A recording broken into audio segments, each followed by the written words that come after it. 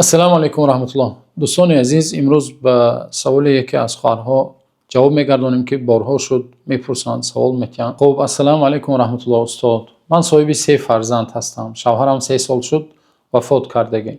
طرف شوهرم 6 پسر، 2 تایش وفات کرد، یعنی 4 نفر باقی مونده است. پسری من صنف 6 میخواند. قایناتم 80 ساله است. یعنی خسورشون رو در نظر دارم. خسورم 80 ساله است. راهگردی‌هاش سست، خانه به گرشاب میمونه، جاگه‌هاش رصفا میکند. قاینی‌هام یعنی حیواناش در نظر دارن، نگاه بین نمیکنن. من خودم با پسرم نگاه بین میکنم. لباساشون علیش کنی به تگتون پاک کردن به من به روان نمیگویم. میگوید حقارت میکنند. 4 در خانه به ششتی حقی تو من آبازی داشتن و همه جامه تازه کردن وظیفه تو میگویند. قاینی هم به زنگ میزنم، التماس میکنم که اقلا آمده تگاشون خوش کنید، لباساشون عوض کنید.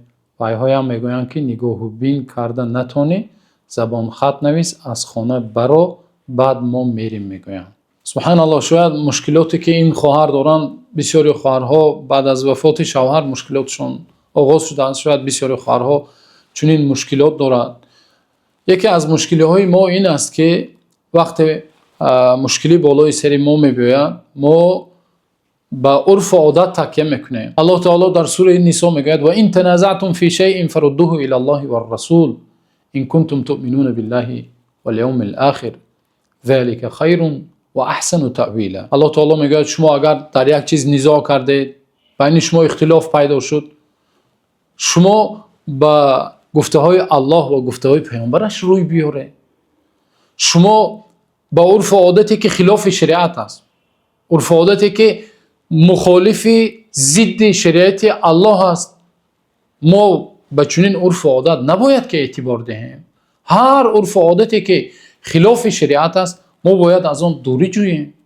این خواهر وقتی بعد وفات شوهرش باید میراث تقسیم کرده شود، فرزندانش حق میراث دارد، خودش حق میراث دارد.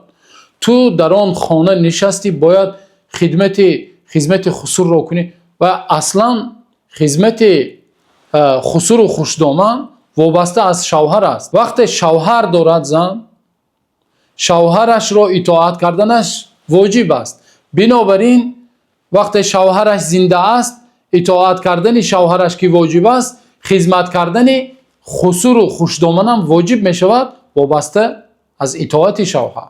زیرا اینکه شوهر فرمان میدهد که خدمت پدر و مادرم را کن. اما وقتی شوهر وفات میکند، الکی خدمت خسور و خوشدامن از گردن آن زن ساقط می شود و مخصوصا خدمت کردن خسور در حالتهایی که عورتش کشف می شود، نعوذ بالله، نادرست است. موافق شریعت جایز نیست که زنی که شوهرش وفات کرده است خسورش را چیکار کند؟ با این کارها مشغول شود و نجاست او را تازه کند و چشمانش به عورت خسورش فراید. این خلاف شریعت است. این خلاف گفته های الله و رسولش است. من نمیخوام که بین عائله ها نزاع زیادتر شود یا من سبب مشکلات شوم. اما برادران عزیز، دیگر فرزندا برای چی وظیفه خودشان را اجرا نمیکنند؟ مادامی که قاینی داشته است، یعنی حیوارها داشته است آن زن، برای چی آنها خدمت پدر را امروز نمیکنند؟ وظیفه آنها است که باید چیکار کنند؟ خدمت پدر را اجرا کنند. الله تعالی و قضى ربک الا تعبدوا الا ایاه و بالوالدین احسانا. الله تعالی میگه من چیکار کردم؟ حکم کردم که بجز من دیگر کسی را عبادت نکنید. و بالوالدین احسانا. در دوام آیات الله میگه و نیکویی کنید بر پدران و مادرانتون. یا در همون دعایی که در دوام آیات آمده است رب ارحمهما کما ربیانی صغیرا. پروردگارا، بنده های مؤمن، انسان هایی که ایمان دارند، آنها چی میگویند؟ میگویند که پروردگارا آنها را رحم کن، یعنی پدران و مادران مایان را به رحمت خود گرفتار کن، آنها را رحم کن چنانه که آنها ما را در کودکی تربیت کردند. پدر و مادر، آن پدری که امروز نیاز محتاج تو شده است، برای چی تو آمده خدمت پدر را نمی کنی؟ اما همون کلین بیچاره‌ای که در همون خانه زندگی میکند و حقش است، فرزندانش از پدرش میراث بردند، طریقه تقسیم باید شود. آن خانه‌ای که آنها در خانه پدرشان نشسته هستند، هم زن حق میراث دارد و هم فرزندان حق میراث. بنابراین چنانکه که همون آیتی گفتیم و این تنازعتم فی شیء فردوه الی الله و الرسول، هر نزاعی که بین شما شد، هر مشکلات و خلافی که شد، شما باید روی به چی؟ با قرآن و سنت بیاره.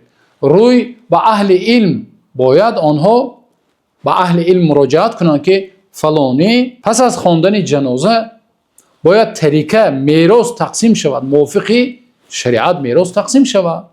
فرزندها اگر صاحب میراث باشد باید خانه باشد خانه. به تفصیلاتش وارد نمیشویم، اما چنانه که شریعت گفته است چقدر که حق دارند باید نزد اهل علم رفته مراجعت کنند. چنانه که الله تعالی در آیت دیگر میگوید فاسالوا اهل الذکر ان کنتم لا تعلمون، شما اگر چیزی را ندانستید پس اهل علم را باید مراجعت کنید، با اهل علم مراجعت کنید، از آنها بپرسید. باید این عائله روان نزد اهل علم میراث تقسیم شود موافق شریعت و هر یک انسان وظیفه خودش را اجرا کنه. آن فرزندهایی که امروز بهانه میکنند، کلین به کلین میگویند که شما، به کلین میگویند که تو در خانه نشسته ایستاده باید زبان خط نویسی، از خانه برآمده رو بعد ما خدمت میکنیم.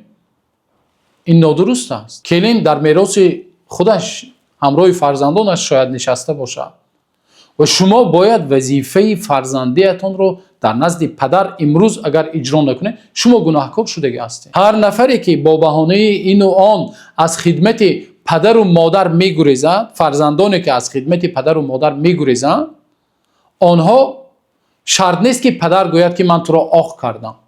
امروز پدری تو 80 ساله شده است، نیاز به خدمت تو شده است، اما تو باشی از خدمتش میگریزی، بالای تو ملال میبیاید. همون پدری که امروز تو از خدمتش میگریزی یا حذر میکنی از نجاستی او را تازه کردن و پاک کردن و شستن و از پی پدر شدن، همون پدر و مادر تو را در وقت کودکی تازه میکرد، نگاهبین میکرد، نفقه میکرد بالای تو. شرط نیست که او امروز با زبانش گوید که من تو را آخ کردم. همین عملی تو گریختن از خدمت پدر علیه آخ شده ایستاده است و شرط نیست که با زبان پدر گوید که من آخ کردم، زبان حالتش گفته ایستاده است. بنابراین از الله بترسید، از الله بترسید و اولین چیزی که باید شما اجرا کنه نزد اهل علم رفته میراث فرزند برادرتون را جدا کنید و معین کنید. آن جان شما و آن کلین چقدر حق میراث دارد باید میراث گیرد و شما حق ندارید که زبان خط نویس. این سوء استفاده است. از الله بترسید. پیامبر صلی الله علیه و سلم در حدیث مبارک خود میفرمایند یکی از شما شاید نزد من میبیاید و او داناتر است، در سخن بای است و یک چیزی که او سزاوار نیست، حق او نیست، همون رو با سخنش در نزد من زیب و زینت داده میگیرد. وقت من همون حق رو برایش جدا کرده میدهم اما او سزاوار نیست، داند که من برای او یک پارچه از آتش دوزخ و جهنم جدا کرده دادم. بنابراین شما امروز از فرصت سوء استفاده برده زبان خط نویس گفتنتون درست نیست. باید به نزد اهل علم رفته مراجعت کنید، میراث آنها معین شود و همچنین شما با نوبت است خیلی که بین هم دیگر اتفاق میکنید شما دادرها باید خدمت پدر را اجرا کنید. نه اینکه یک کلین بیچاره از الله شرم نمیدارید که آن زن امروز با جایی که درست نیست نظر کنند، جایی که درست نیست دستش فراید و چشمش فراید، شما بالای او ظلم و جور کرده ایستاده.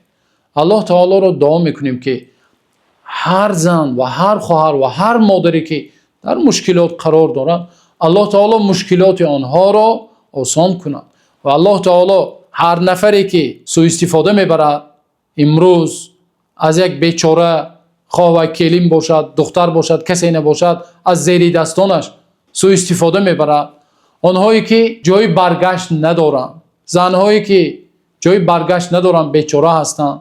بسیاری خواهران میگویند که پدر ندارم یا پدرم بیمار است یا در خانه مثال کلین داریم خودمون، من نمیتونم، اینها مجبور کرده ایستادن، من برگشتن نمیتوانم، اما بالای من ظلم و ستم شده ایستاده است. میگه الله تعالی روز قیامت این ظلمی که شما میکنید